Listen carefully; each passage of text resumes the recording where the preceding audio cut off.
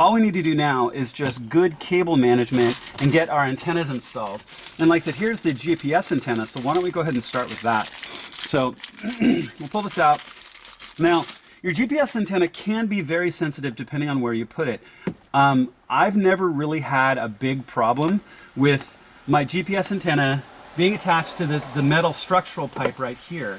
Now, there's some adhesive on this, and you can pull the backing off the adhesive, but put it someplace where you're confident you're going to get a good signal, good reception.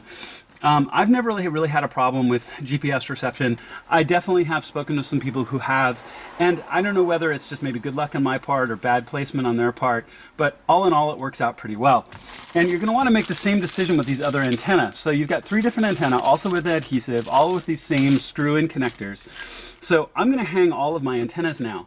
Now, keep in mind you've got your vents here, so you don't want anything going through this space. So you're going to want to have them on either side of the vents, or up in the open space up on the other side over here. There's a lot of this undersurface you can get to right here.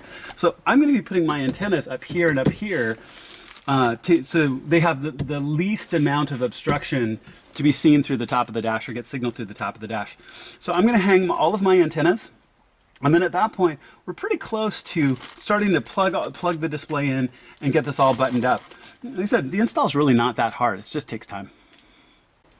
Okay, so this looks like a huge spaghetti mess right now, but we're actually really close to being done, ironically enough. So I'm a big believer in good cable management. So what I've done is any cable where I've got a lot of extra length, I've reused the zip ties that they came in. These are the 2 of the 4G antennas. My GPS antenna, so I've got 2 of the antennas over here, right here.